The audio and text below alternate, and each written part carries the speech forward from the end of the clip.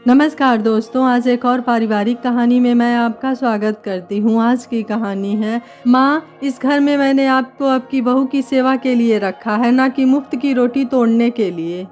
अगर आप इस कहानी का पहला भाग सुनना चाहते हैं तो उसका लिंक मैं आपको डिस्क्रिप्शन बॉक्स, एंड स्क्रीन और कार्ड तीनों जगह पर दे दूँगी और साथ में कमेंट बॉक्स में पिन भी कर दूँगी, तो आप वहाँ से भी जाकर सुन सकते हैं। मीनाक्षी मन ही मन सोचती है कि इस बुढ़िया का साया मैं अपने बच्चे पर नहीं पड़ने दूंगी।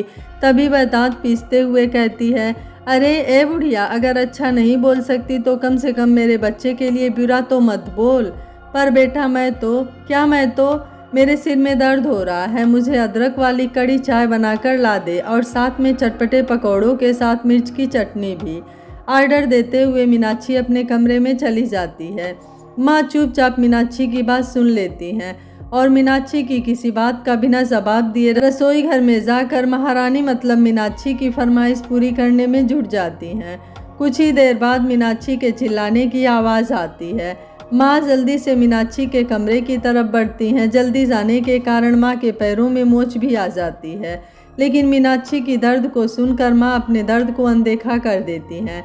क्या हुआ बेटा, ठीक हो न तुम?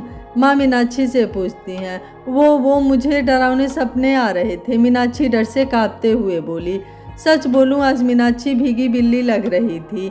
जो कभी सब पर चिल्लाते रहती थी, आज वो डर से कांप रही थी। वैसे नज़ारा तो बहुत ही शानदार था। मीनाक्षी डरी हुई बड़ी प्यारी लग रही थी। माँ तेजी से मीनाक्षी की तरफ बढ़ती हैं और उसे अपने सीने से लगा लेती हैं और मीनाक्षी के बालों को सहलाने लगती हैं।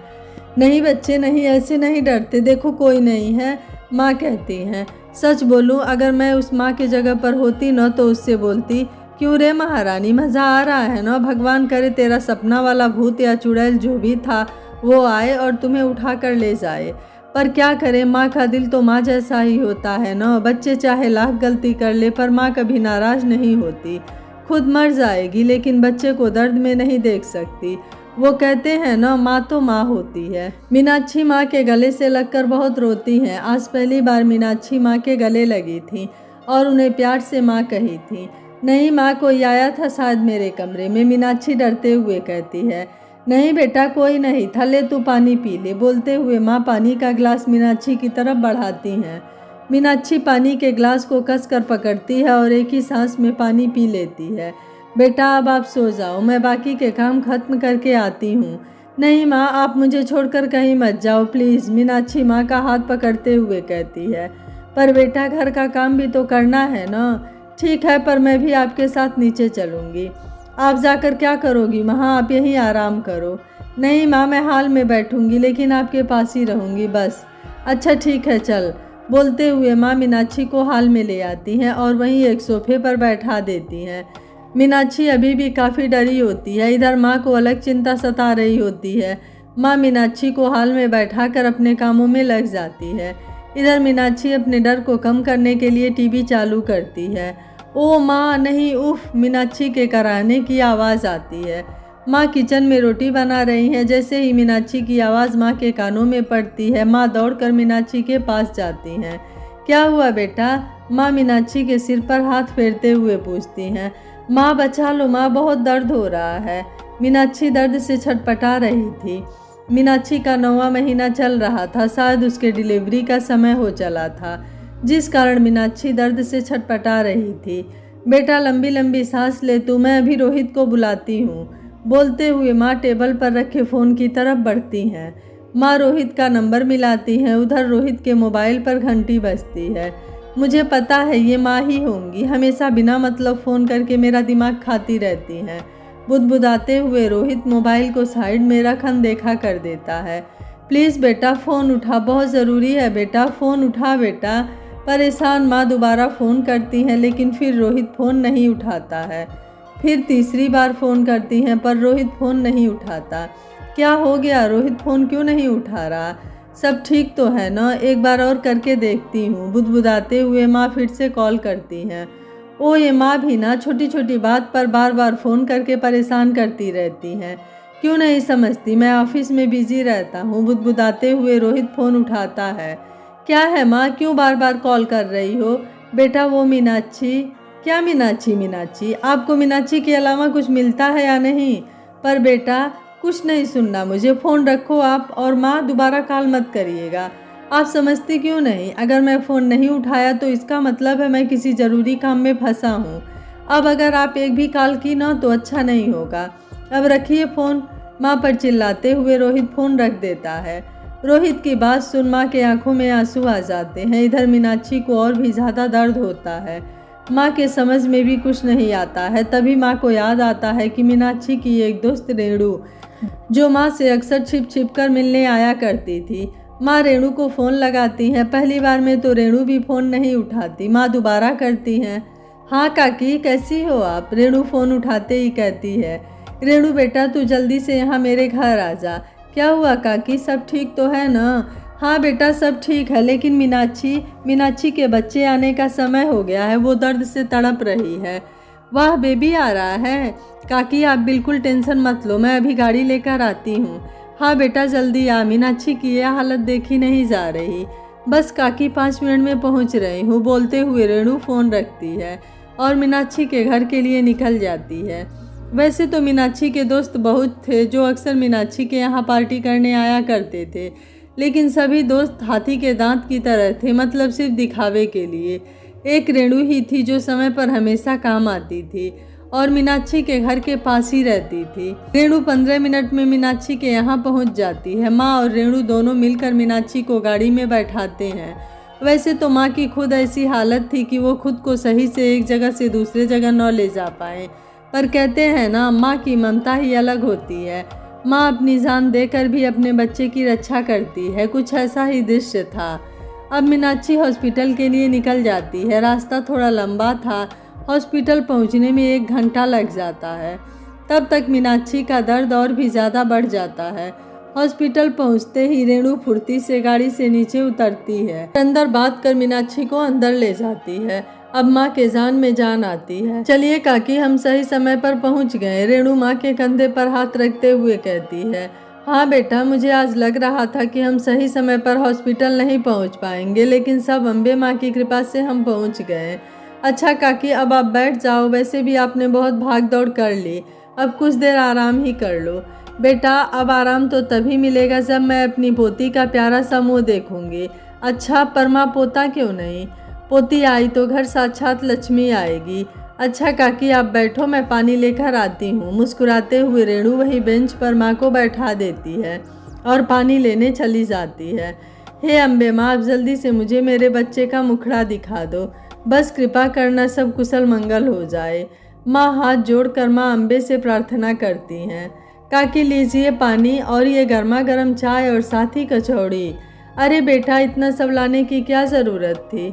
अरे ज़रूरत कैसे नहीं थी, मैं सुबह से भूखी हूँ। हाय रे, मेरा पेट कब से खाना मांग रहा था, पर मैं इसे डांट कर शांत किए हुए थी। लेकिन जैसे ही मैं पानी लाने गई, मेरे पेट में चूहे और बिल्ली मिलकर युद्ध करना शुरू कर दिए। फिर मेरी नज़रें इस कचौड़ी पर जा अटकी तो मैं क्या करती? अच्छा ठीक है अब खा ले, आप भी तो खाओ, रुको मैं अपने हाथों से खिलाती हूँ। बोलते हुए रेणु माँ के मुँह में पहला निवाला डालती है। रेणु का प्यार देखकर माँ की आंखें भर जाती हैं। वो रेणु को गले से लगाकर जी भरकर आशीर्वाद देती हैं। कुछ ही देर बाद डॉक्टर साहब बाहर आते हैं। माँ घबराते हुए उठती है। मुबारक हो अम्मा, पोता हुआ है। डॉक्टर साहब बधाई देते हुए कहते हैं। माँ के आंखों में खुशी की लहर दौड़ पड़ती है। अरे वाह काकी, आज तो दादी बन गई और मैं तू बुआ पगली। रेणु के बोलने से पहले ही माँ बोल देती है। अब सारी खुशियाँ बाहर ही मनाएंगे या बच्चे को आशीर्वाद भी देंगी अम्मा? डॉक्टर साहब कहते हैं। हाँ बेटा, बोलते हुए माँ अंदर जाने लगती हैं। काकी 1 मिनट, आपने रोहित को बताया? रेणु द्वारा पूछे गए प्रश्न पर माँ कुछ नहीं बोलती हैं। क्या हुआ काकी, बताइए ना। रेणु के फिर पूछने पर माँ सारी बात बता देती हैं। क्या बात कर रही हो आप काकी? रोहित ने ऐसा किया? मैं अभी रोहित से बात करती हूँ। नहीं बेटा रहने दो, कोई बात नहीं, मुझे तो आदत हो गई है अब। बोलते ही माँ उदास हो जाती हैं। रेणु अपने बैग से मोबाइल निकालती है और झट से रोहित को कॉल करती है। रेणु का फ़ोन, ये क्यों कॉल कर रही है? ज़रूर कोई बकवास करेगी, पर क्या करूँ, फ़ोन नहीं उठाया तो बार बार करेगी। बुदबुदाते हुए रोहित फ़ोन उठाता है। हेलो, कहाँ हो तुम? ऑफिस में। क्यों, क्या हुआ? रोहित, बड़े अजीब इंसान हो यार तुम। काकी उतनी क्या माँ मामा लगा रखा है। हाँ, नहीं उठाया था मैं फ़ोन उनका यार, फालतू में मेरा दिमाग खाती रहती हैं, हमेशा मीनाक्षी को उल्टा सीधा सुनाती रहती हैं। अरे वो प्रेग्नेंट है, फिर भी मेरे जाते ही घर का सारा काम मीनाक्षी पर थोप देती हैं। रेणु की बात पूरी होने से पहले ही रोहित बोल पड़ता है। चुप रहो रोहित, तुम्हारी बीबी हॉस्पिटल में है और माँ इसलिए तुम्हें कॉल कर रही थी ताकि इस समय तुम मीनाक्षी के साथ रहो, लेकिन नहीं, तुमने तो एक बार भी माँ की बात नहीं सुनी। बहुत खूब, क्या कहा? मीनाक्षी हॉस्पिटल में है? क्या हुआ है उसे? बेटा हुआ है तुम्हें, बाप बन गए हो तुम। भगवान से बस एक ही दुआ है कि वो तुम पर न जाए। बोलते हुए रेणु फोन रख देती है। क्या बोला उसने? माँ रेणु से पूछती है। क्या बोलेगा, आ रहा है और क्या। चलो बेटा तो फिर ठीक है, माँ कहती हैं। तब तक क्यों ना हम बच्चे से मिल आए, रेणु उत्सुकता से कहती है। हाँ बेटा चलो। बोलते हुए रेणु और माँ अंदर जाती हैं। मीनाक्षी अभी बेहोश होती है और सामने के ही पालने में बच्चा झूल रहा होता है। बच्चे को देखकर माँ का दिल खुशी से झूम उठता है। माँ बच्चे को गोद लेने की लालसा में तेजी से आगे बढ़ती है। जैसे ही माँ बच्चे को गोद लेने के लिए हाथ पालने में देती है, तब तक रोहित आ जाता है और झट से बच्चे को गोद में उठा लेता है। माँ एक टक से रोहित को देखने लगती है। ये क्या रोहित, माँ बच्चे को गोद ले रही थी ना, फिर तुम ऐसे अचानक से बच्चे को क्यों उठा लिए? रेणु रोहित से पूछती है। ये बच्चा मेरा है तो सबसे पहले गोद भी तो मैं ही लूँगा ना, और वैसे भी माँ के हाथ गंदे हैं, मेरे बच्चे को कोई इन्फेक्शन हो गया तो? रोहित, कैसी बात कर रहे हो? तुम्हें शर्म नहीं आती? माँ है ये तुम्हारी। हे भगवान, ये लड़का भी ना। अच्छी। बच्चा रोहित की गोद में सुसु कर देता है। सही हुआ। बोलते हुए रेणु बच्चे को अपनी गोद में लेने के लिए अपना हाथ आगे बढ़ाती है। रुकिए रोहित, बच्चे को आप इधर दो, रेणु के हाथ में मत देना। होश आते ही मीनाक्षी कहती है। मीनाक्षी ऐसे क्यों बोल रही है? इतना कहते कहते रेणु के आंखों में आंसू आ जाते हैं। हाँ, मैं नहीं चाहती मेरे बच्चे को कोई बांझ औरत छुए। मीनाक्षी, रेणु रोते हुए कहती है। हाँ, तेरी शादी हुए 8 साल हो गया, पर तुझे अभी तक एक भी बच्चा नहीं हुआ। तू मेरे बच्चे से दूर ही रह। रेणु मीनाक्षी की बात सुन रोने लगती है और वहाँ से दौड़ते हुए भाग जाती है। इधर माँ का दिल अलग झल्ली हो रहा था। माँ के आंखों से आंसू आना बंद ही नहीं होते। आज माँ के दिल को सबसे ज़्यादा चोट पहुँची थी। जिस बच्चे के इंतज़ार में माँ मीनाक्षी का इतना सहते आई थी, आज उस बच्चे को माँ छू तक नहीं सकती थी। आज माँ सच्चे दिल से भगवान से अपनी मौत की प्रार्थना करती हैं। इधर मीनाक्षी और रोहित अलग ही धुन में मस्त होते हैं। वो बच्चे के साथ इतना मस्त हो जाते हैं कि ना तो उन्हें अपनी माँ का दर्द दिखाई देता है और ना ही रेणु के आंसू। कुछ देर बाद मीनाक्षी को हॉस्पिटल से डिस्चार्ज कर दिया जाता है। मीनाक्षी बच्चे को गोद में लेती है और बाहर खड़ी गाड़ी में जाकर बैठ जाती है। माँ भी पीछे पीछे जाती हैं। जैसे ही माँ गाड़ी में बैठने को होती, रोहित उन्हें रोक देता है।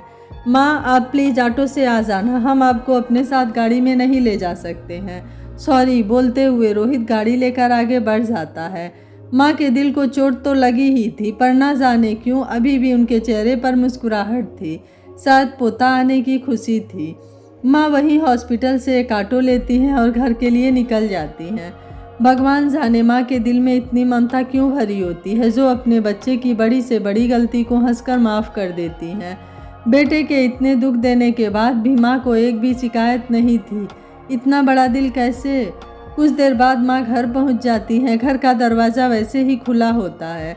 माँ घर के अंदर आती हैं। मीनाक्षी और रोहित दोनों अपने कमरे में बच्चे के साथ होते हैं। माँ बाहर से ही बच्चे को देखकर आशीर्वाद दे देती हैं। सदा सुखी रह बेटा, भगवान हमेशा तुझे खुश रखे। मुझे माफ़ करना मेरे बच्चे, मैं तुझे छू तक नहीं सकती। क्या करूं बेटा, बूढ़ी हो गई हूं ना, मेरे हाथ अब गंदे रहते हैं। मैं तुम्हें अगर गोद में उठा ली तो तुम्हें, कहते कहते माँ रोने लगती हैं और घर के बाकी कामों में लग जाती हैं। धीरे धीरे समय बीतता है। आज बच्चे के घर आए पूरा 1 महीना हो जाता है, लेकिन अभी तक माँ अपने पोते को गोद में नहीं ली थी।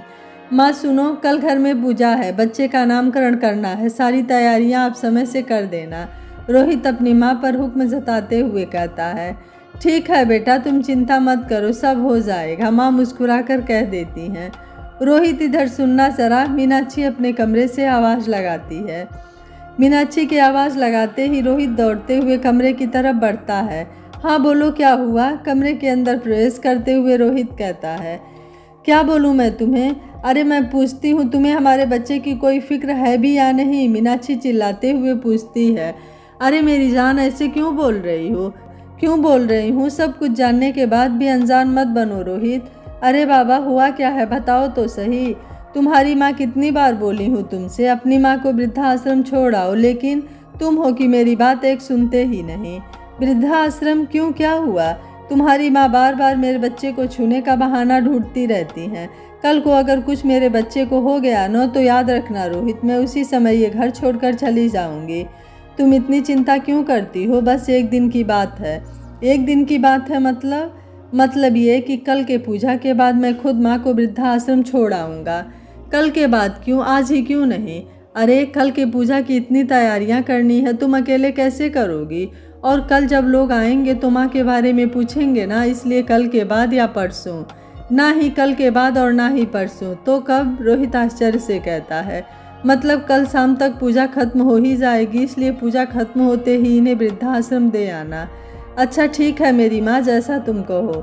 बोलते हुए रोहित मीनाक्षी को गले से लगा लेता है। इधर माँ कल के पूजा की तैयारी कर रही होती है। माँ को इस बात का बिल्कुल भी पता नहीं होता है कि आज उनका आखिरी दिन इस घर में है। समय अपनी चाल से चलता है और सुबह हो जाती है।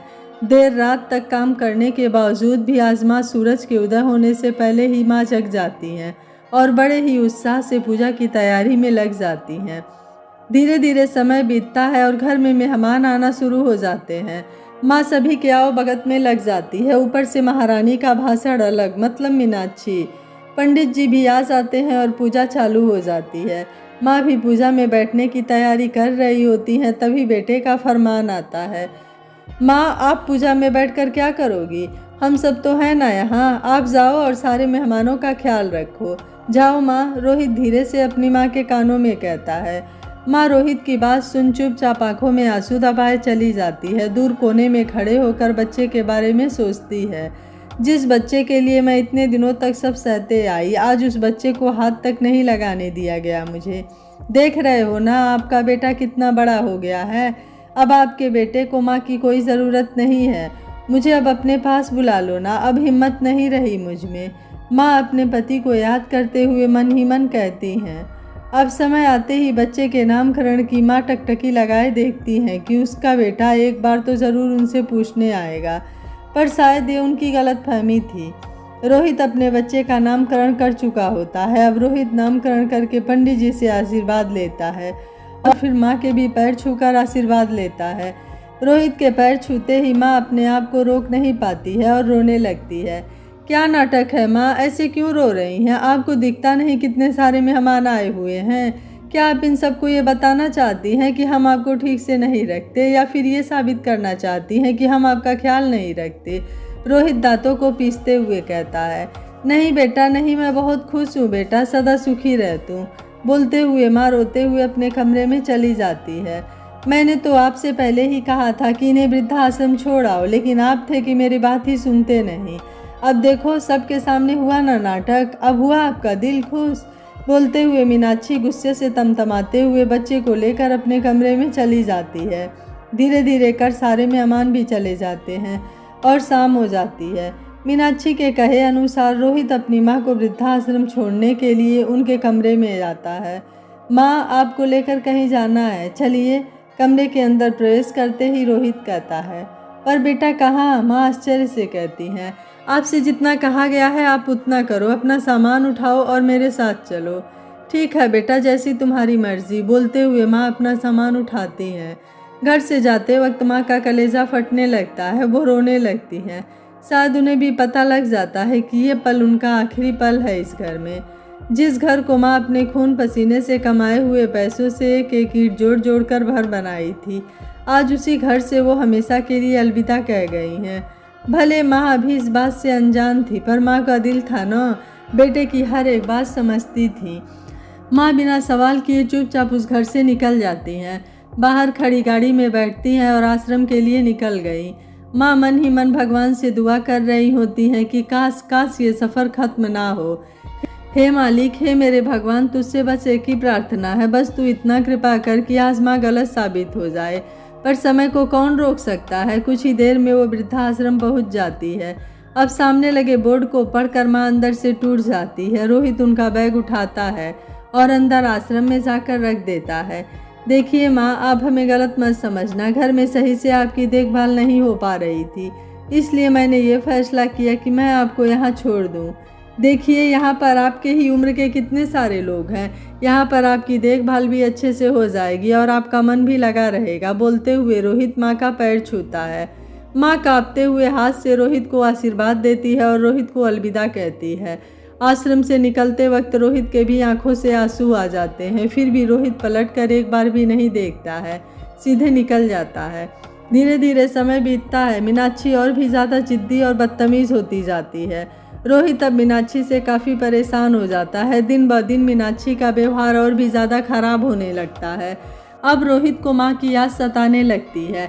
रोहित मन ही मन ठान लेता है कि वो वृद्धाश्रम से अपनी माँ को वापस ले आएगा और वो मीनाक्षी को बिना बताए माँ को लाने वृद्धाश्रम निकल पड़ता है।